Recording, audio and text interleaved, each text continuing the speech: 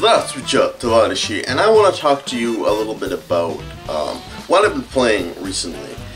And before I go into that, I just want to give you a little bit of perspective on what kind of gamer I am, in case you don't really know. But I'm assuming, you know, if you've been watching this channel for a year, you have at least some kind of vague idea about what kind of gamer I am. But basically, I'm a PC gamer through and through. I play about 95%. No, sorry, that's way too much. More like 85% of my games on PC.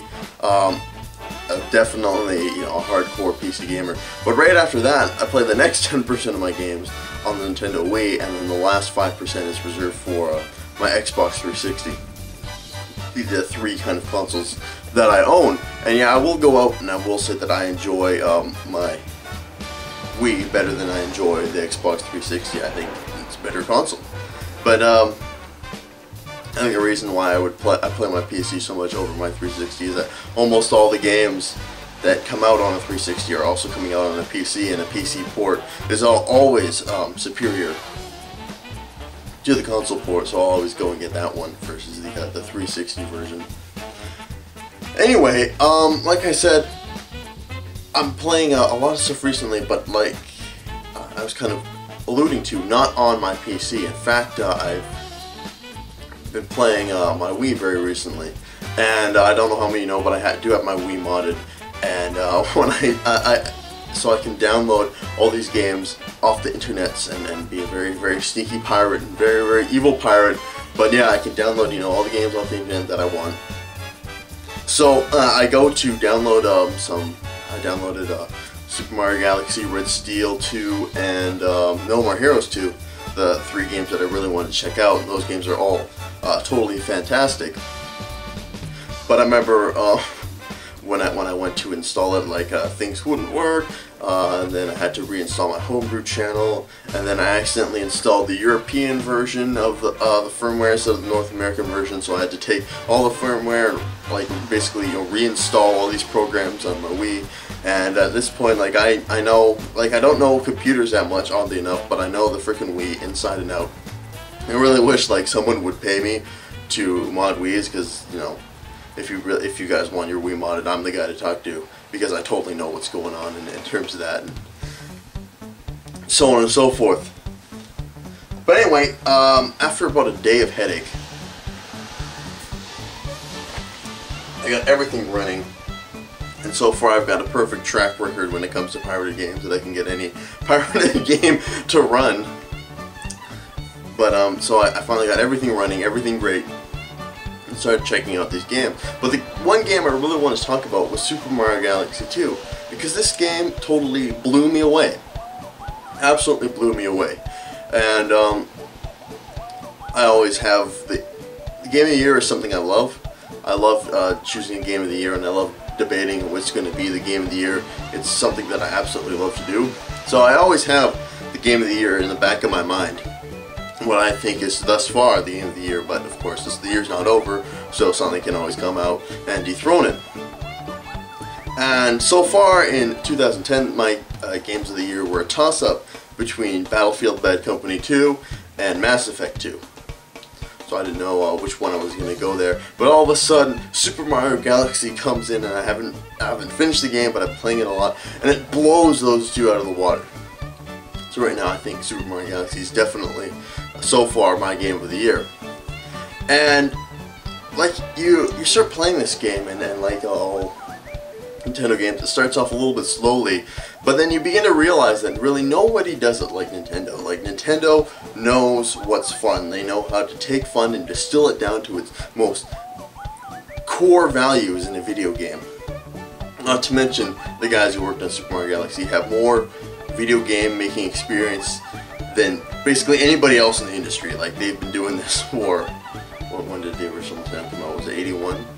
So yeah, you know, almost 30 years they've been making games, virtually more than anybody else in the industry. And when they take all these veterans with all these fantastic ideas and have them set loose on a game, it really shows. It really shows the amount of polish. It shows the amount of just expert game making that went into making this game.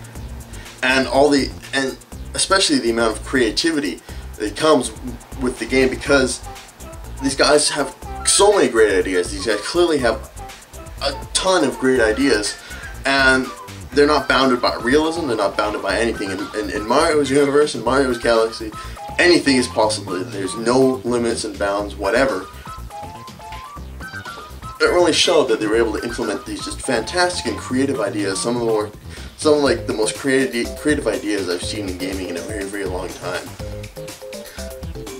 Just absolutely mind-blowing, some of the stuff that happens in the game. And I just sitting there like, man, it's just awesome idea, awesome level after awesome level, and I can't wait to see what comes up after this. And I know there are going to be some people who are like, oh, I'm just going to check how much time I have. Oh, I got plenty of time. Who are going to be like, oh, why are you talking about Mario games? Mario games are stupid. But no, Mario is the man, and I'll tell you why he's the man. I got a couple reasons why Mario is the man. And first reason is he blatantly stole Stalin's mustache. But I mean, Stalin's mustache is awesome, and it looks just as awesome on Mario. So you know that's reason number one that he's awesome. Second reason, he's totally, you know, maybe he's a closet communist, but he's an out and out communist. Like, all you got to do is look at symbols and Mario himself during the duration of Mario's existence. Like, first off, he was wearing all red. He wears red all the time, and then you saw in the first Super Mario when he would get to a castle, like a red star would come up over the castle when he would beat it, and you know, and he's also a plumber, so he's totally from the working class. He's totally from the proletariat, and he's always fighting against the old, dilapidated bourgeoisie Bowser. You know, Bowser represents because he's a dinosaur, so he represents the old, decrepit capitalist system that needs to be overthrown. And so he's from the working class, and it's always about the struggle between the plumber from the working class trying to overthrow the old, decrepit, dinosaur-esque system of capitalism. And also he's got his working toads that also represent the proletariat that he's trying to rise to the top and overthrow, like the Goombas and the Koopas, who represent, you know, bourgeoisie capitalism. And he also, you know, he's eating mushrooms that also represent the fusion between industrialization, the industrialized workers, and the agricultural workers. So he's feasting on the fruits of the agricultural labor.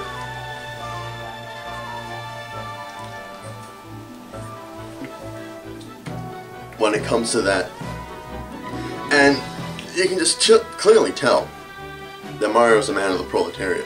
And I want to thank Nintendo for being out and out putting the first real, like, socialist hero in a game, because you just gotta look at it and see that he's just blatantly a communist, and there's so much symbols about the struggle between the proletariat and the bourgeoisie, all hidden in Mario if you just look at it.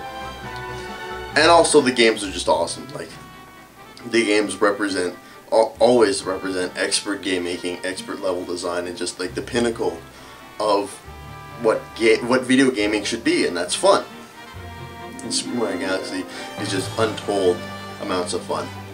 And another great thing about the game is just the music, and I think I'm going to play some of the music in the background during this vlog so you can get a little bit of taste of just how awesome it is. Like, usually, well, actually, I would always say that a soundtrack really matters to me, because I enjoy music, and I enjoy, you know, sounds and so on and so forth. So the soundtrack is really, really important to me, and this is probably the best soundtrack, probably that I've ever heard. I might, you know, eat my words a little bit later, but thus far I think it's the best soundtrack I've ever heard in my life. Like, I'm just sitting and playing the game and just grooving to the music in the background while doing this all this crazy stuff. And it's fantastic. So, Super Mario Galaxy 2, end of story.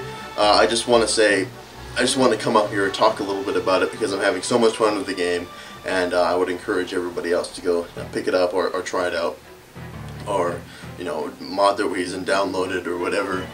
But this is one of the games that I'm pretty sure that once I get paid from Google for, you guys, you know, bringing home the bacon, that won't happen until at least mid-June. So I don't have a lot of money right now, but once I get paid from Google, I will have plenty of cash. But for now, like when I get paid, I think I might actually go and buy the game because I love it that much, and I don't feel like I should just steal it and play it. That is a great game that I feel like I should buy it and actually play it. But anyway, I'm running out of time, so next time, hopefully I'll do a vlog pretty soon. My girlfriend actually talked her into buying Red Dead Redemption, and I'll be here to talk about that in a little bit, hopefully this weekend. So anyway, this is going to be JosefVStalin signing off, and I'll see you guys later.